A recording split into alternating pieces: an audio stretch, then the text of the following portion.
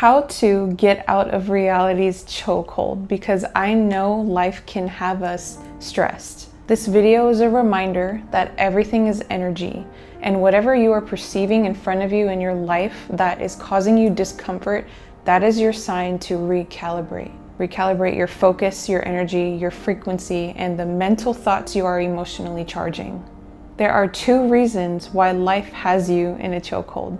Number one is because you believe you are a victim of it, your external reality. And number two, how you are perceiving what is in front of you. Constantly painting yourself as a victim of life, whether you're doing this consciously or not. But we're gonna dive deeper because life has you in a chokehold because your perception of it is causing your nervous system to react. We're gonna break down stress, why you are stressed, what causes it, and how it is blocking your blessings, your abundance, and stalling your manifestations. This information is crucial not only for your well-being, but for the well-being of your loved ones and children you have, because it is stress and trauma that can pass down epigenetically through your bloodline if it is not healed and addressed. So lock in, because on this path of creating wealth, things like this is a non-negotiable. So what is stress?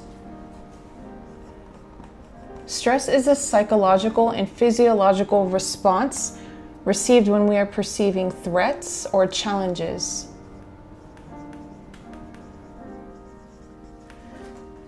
Normally, we experience stress on a day-to-day basis, but our bodies are not genetically built for a prolonged state of stress, which is known as survival mode.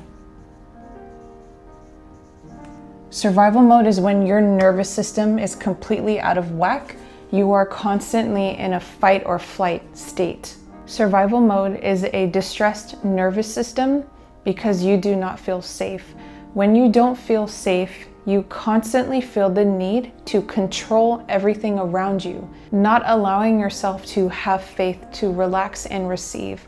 This state is what blocks our abundance, our manifestations, and ability to even function, be present, and create, because it constantly keeps you in a loop of trying to control everything out of fear because you don't feel safe. So you try to manipulate everything to create the safety you never experienced. And unfortunately, majority of society is in a high state of stress or is in survival mode, especially in the Western part of the world, our women. Because we are not genetically designed to operate in this constant state of survival mode, it can actually make you sick.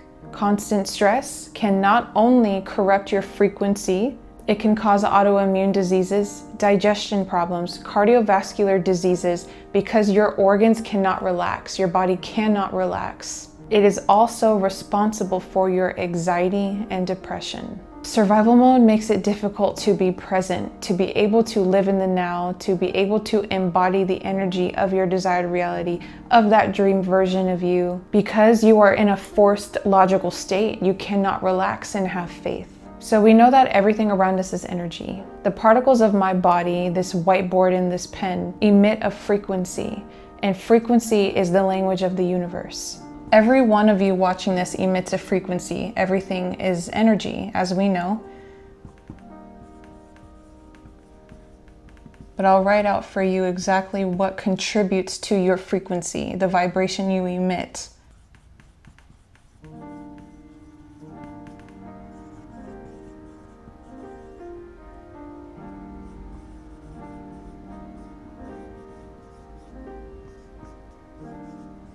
I didn't write this one in the last video, but I decided to add this, so this is new. So these are the 5 factors that make up your frequency. Your core beliefs, which is hidden deep within your subconscious mind, starting from your childhood. Your self-concept, which is related to your core beliefs, who you believe you are, what you believe you are worthy of, how you feel about yourself.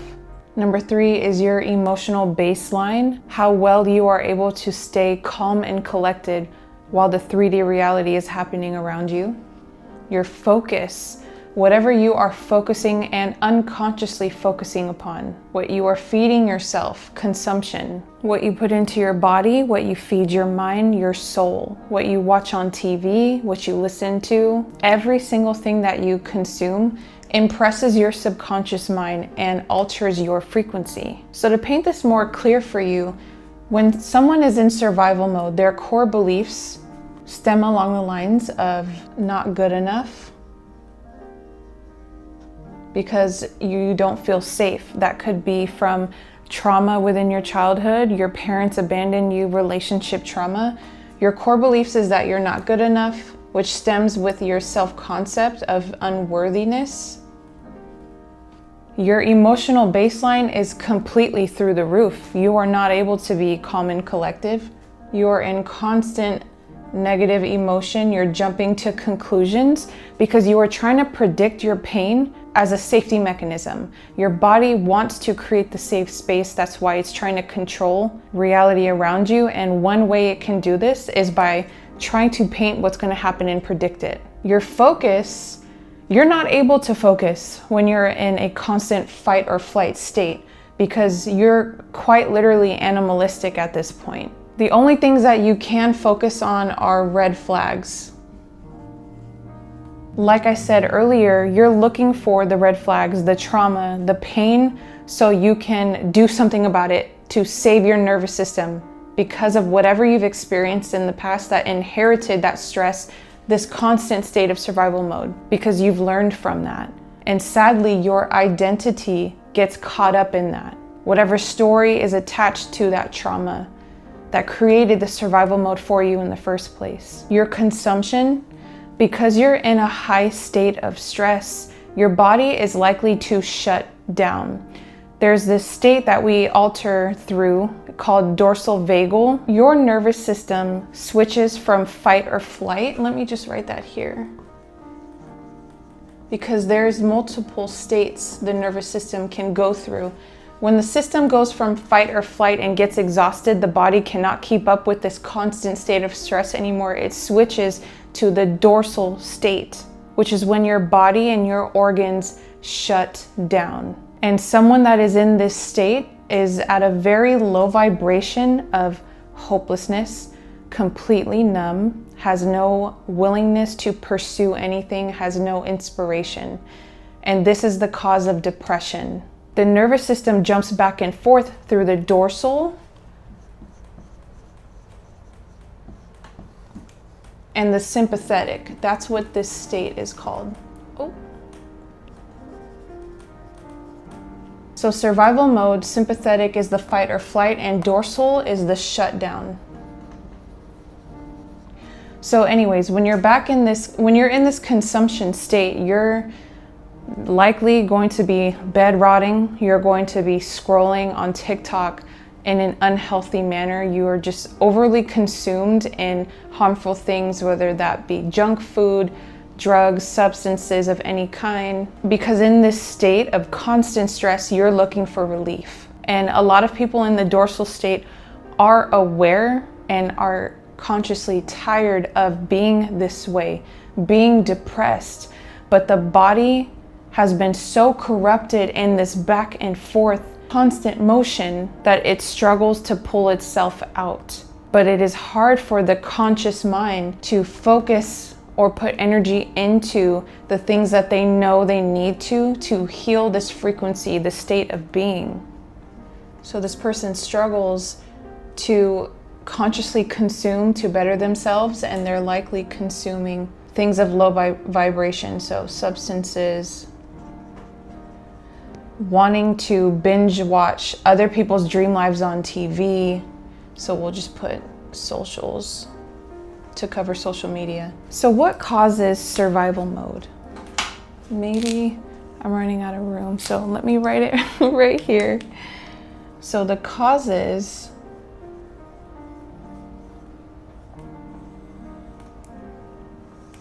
number one, we already know, is not having a safe space, not feeling safe. If you were constantly in an environment as a child that was just up and down all the time, whether that is emotionally, physical abuse happening in your home, or there was scarcity involved, not a consistent pattern of safety, of having regular meals 3 times a day, or having consistent behaviors or consistent love from your parents. Not feeling safe can also happen if you were abandoned as a child or even in your relationship. And what people don't realize is you can abandon yourself. A lot of people can grow up in a completely healthy environment, but because they go to school, let's say, and your friends around you are judging you for something that they see you like, and they're telling you that's not cool. Why are you wearing a red shirt? Like, we like black shirts. And you say, oh, okay. So you take that shirt off and you never wear it again. You're abandoning yourself behaving this way. And a lot of kids do this because we're human beings. We crave love, we crave community. Instability in finances, so entrepreneurs, right? Going into that field, creating your dream business, your income is not as consistent in the beginning, and this is a risk that we business owners take diving into this. Hot and cold partners or love bombing can create an out of whack nervous system, causing you to not feel safe. And the problem is when you're in this constant survival mode, you've experienced something that is causing you to be anchored to the past or working towards the future, salvation. So you're constantly stuck on the linear timeline of past and future. You're not able to be present. Yes, there's a such thing as, going through life experiences, learning from them and moving differently, but there's a difference when you are energetically glued to the past and you are wounded from it, causing you to put on a perspective, a pair of glasses that makes you see life through a filter, looking for constant red flags, constantly living in stress, anxiety. All of this energetically blocks you. You're not able to be present, not only just live in the now and embody the energy that it takes to create your desired reality, to live in the end, but you cannot be present to experience the love and abundance already around you. It's hard to enjoy life. It's hard to enjoy conversations or to even listen to people when they're talking to you. Survival mode is a huge red flag because you are stuck to the physical realm and you are stuck in the logical timeline. And the problem is that manifestation requires you to be delusional. It requires faith to be in the relaxing and receiving state. Because you're on such high alert, you're operating in a state of complete logic. Faith is not logical, it's a state of being. Having faith in something allows you to relax, whether that is God, the universe, faith in yourself. I'm not going to tell you what to have faith in, but just know it's all connected. So choose whatever gives you the least amount of resistance. If you allow the word God to block you from receiving the blessings, like how I mentioned stress does to you, you have inner work to do. So symptoms that you are in a high state of stress, I basically pinpointed them all throughout the video, but I'll go ahead and write them down for you.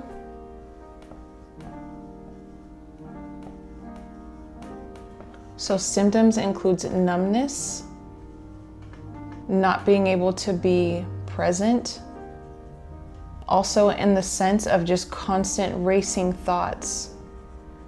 Whether that is you're trying to run from a bear, where's the quickest place I can go to relieve myself from this pain I'm feeling, or being stuck and going back and forth between the past and the future. Completely feeling overwhelmed, which, is connected with anxiety.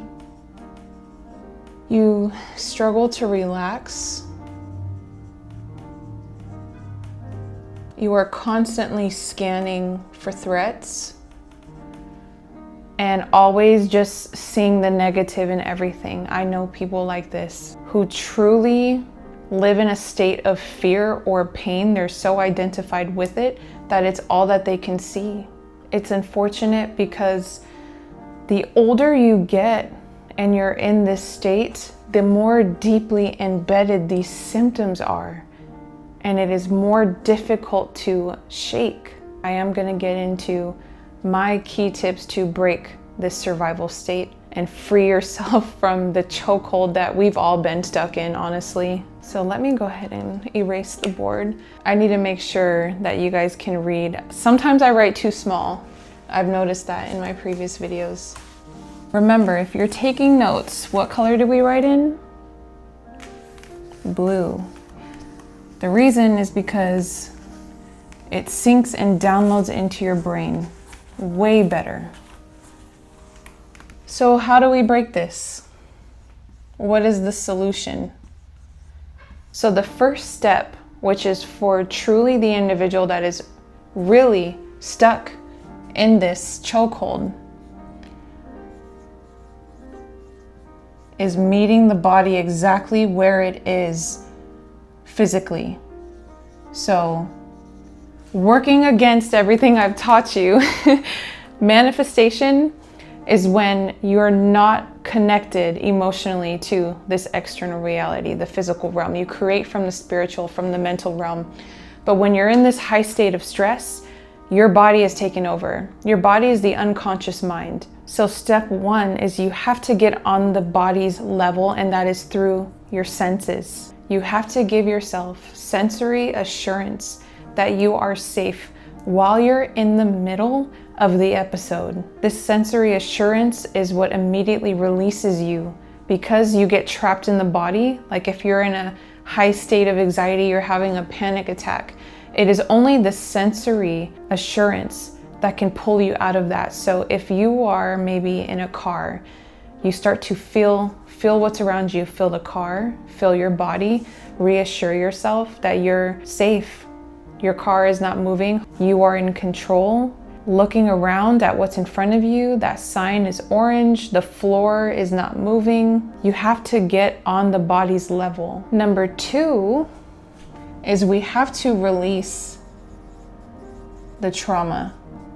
Trauma and stress actually get stuck in your body, and you can release this pain through what is called fascia. Fascia is a sensory organ that is all over your body. It's right underneath the layer of skin. It's a connective tissue that touches everything in your body. It supports the structures of your organs, your bones. And in this fascia contains a vast network of nerve endings that connect and communicate with the central nervous system. And it's these sensory neurons that sends vast amounts of information, making fascia a rich sensory organ that also participates in pain perception. It also helps with regulation of movement and posture. The fascia itself contains the nerves that forms the neural pathways. Fire together, wire together, it happens through the fascia. So when you are in that survival state, experiencing the traumatic emotions through the fascia, those pathways are firing and wiring together, right? It is trauma and emotions that get stuck in here. So the way that we release it is through pressure.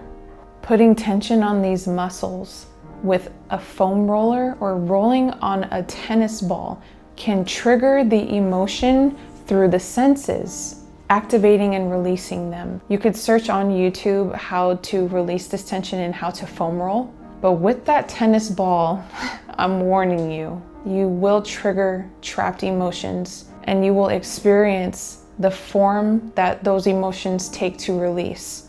Now keep in mind, you're not just sitting here trying to hurry up and find the trapped emotions. It's a process of tapping into your senses and just discovering the emotions out of curiosity, slowly taking your time. These two I feel don't get talked about enough, so these are my top two. Obviously, next is therapy. This can be traditional therapy, free therapy, talking to a loved one you trust, or even talking out loud. We don't do that enough. A lot of people like to journal, but how often are you speaking out loud? It's another form of journaling. Hypnotherapy is what gets you in the relaxed state So a professional can dig deep in your subconscious and pull out what is there, the things that you may have blacked out from your childhood. Guided meditations as well. Journaling is a form of therapy, reflecting on your day and practicing becoming the observer, obviously. And you start reflecting on what is causing this? Why am I feeling like I need to control everything? Why is it that I don't feel safe? And digging deep. Truthfully, it is inner work that heals this, being able to dive deep in your subconscious. Pretty soon I will be releasing educational programs available online that will include guided meditations along with one-on-one coaching for women. The very last thing that you can do to help yourself create a safe space is all of the little things, whether that is setting boundaries, saying no, speaking up for yourself.